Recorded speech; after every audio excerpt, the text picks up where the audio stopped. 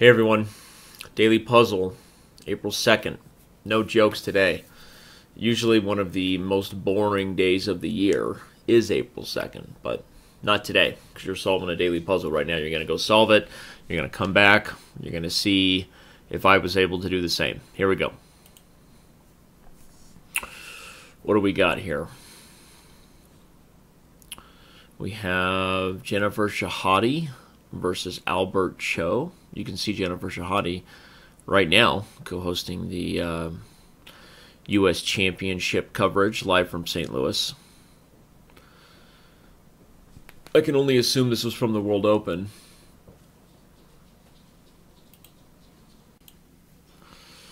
And so, what do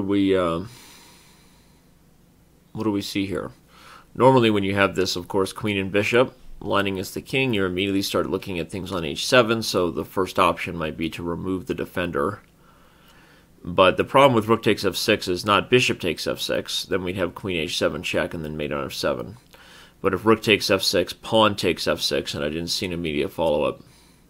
Bishop h7 check, king to f8, and then what? No obvious checks or captures to follow, to speak of even. The other move that's sort of strange that I'm considering is this move, queen h7 check. Because if knight takes h7, bishop takes h7 check, the king has to go to h8. The f-file's open, but knight f7 check, he can play king takes h7, and I don't see anything. So that doesn't seem to be the most forcing candidate move to consider right now. But the thought process is starting with, of course, we've recognized who and what is weak. We've recognized all the potential players, at least that we would first think of logically. We're not going to consider the rook and king a potential player. This is just sort of the thought process you would take. And now we're trying to consider candidate moves and patterns that you've seen before, from removal of the defender ideas to, whatever that would be. So again, rook takes f6, e takes f6, and then what? Queen h7 check, king f8. That's no bueno. The other move to consider here is just knight h7. Okay, if knight h7, if he takes it, queen takes h7 is mate, right? But let's say he just moves the bishop, or does something. What's the concrete follow-up?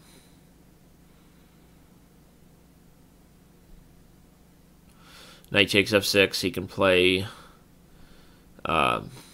I don't see a force mate on either bishop takes or pawn takes, actually. Wow, so I'm struggling with this one. Seems like it would be an easy one, right? To start, you consider the ingredients of the tasty little recipe here. The queen, the knight, the bishop, and you expect it to sort of pop out at you, but I do not see it.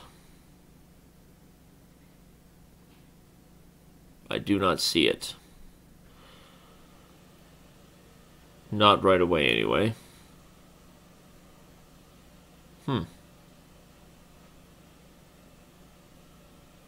What are some other candidate moves I haven't considered yet? Something like queen h5, knight takes h5, bishop h7 check, king h8. Again, I don't see the follow-up there, which is definitely irritating. Rook takes f6 seems to like it would be the most forcing option, right?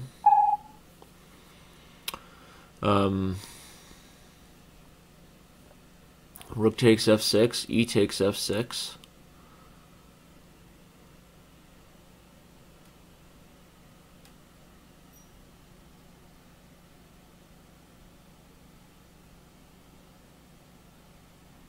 Rook takes f6, e takes f6.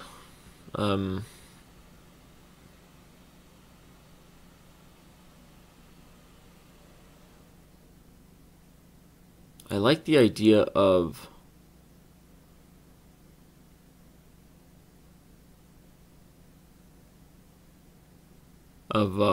rook takes f6, e takes f6, something with like queen h7 check, king f8, and then queen to g6. Maybe there's some idea where I'm forcing the king to f8 and then bringing the queen to g6 to threaten mate. Rook takes f6, e takes f6, queen h7 check, king f8, queen to g6. Excuse me. The problem is there he has both king e7 running and maybe even taking the knight on g5 without a clear follow-up. Excuse me. But I kind of like this idea. I'm saying that like you guys can answer me, right? Okay, so queen h5 again is something I've considered. And with knight takes h5, bishop h7 check, king h8, I don't see anything. Queen h7 check. Again, if king f8, we'd have queen to g6, and that looks like it would almost be an unstoppable mate. But he can take it. Oh, that might be the idea then. So along those lines of thinking, bishop h7 check. If the king goes to f8, is queen h5 just winning on the spot, taking advantage of the knight being pinned and threatening mate on f7? I don't see a way for him to stop it. So if bishop h7 check, the question then is if he goes king to h8. Oh no, then knight f7 is mate. Okay, that looks like a pretty forcing mate in 3. So I'm going to trust that that was the critical idea we eventually arrived at. Okay, he plays the computer move, as they say. Sacking the queen on g1 with only one option to fail. Rook takes g1.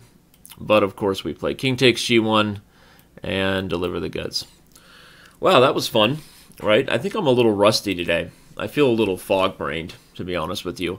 Not to be confused with frog-brained, which only happens in Disney fairy tales.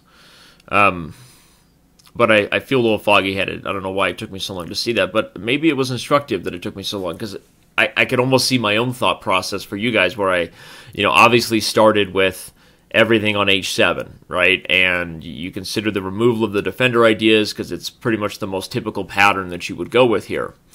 But as those attempts sort of failed, I considered more ways to remove the defender, still sort of obsessed with the idea of kind of clearing the f file to deliver something on the h file. And it wasn't until, what did I consider? It wasn't until I considered this idea of giving check and coming to g6 that I recognized the potential of threatening a mate on f7 after I forced the king.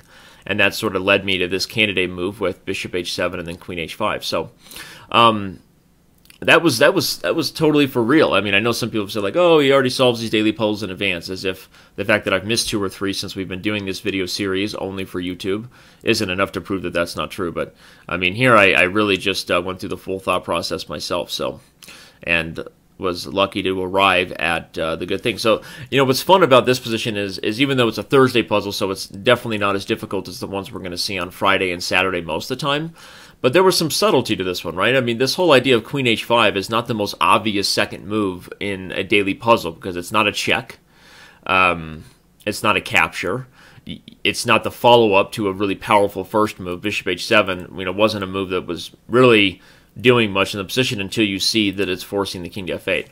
So that's partly why I think it was tricky. I think the second move, queen h5, and recognizing this idea here is sort of the key to the whole line in this one.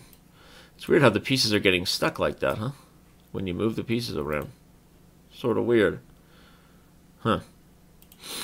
Well, thank you everybody for watching. Go ahead and follow me on Twitter, @DanielRensch, and join in the hashtag today. You're no longer a real chess player when. Kind of a fun little trending in the chess community hashtag I started. Like one of my favorites was, you're no longer a real chess player when your favorite part of chess is pre-moving. Right. Anyway, give me a like because you love me. It's always fun to get some likes from our videos, and share it with your friends. Tell your friends about me and these videos. All right, everybody. Thank you for coming.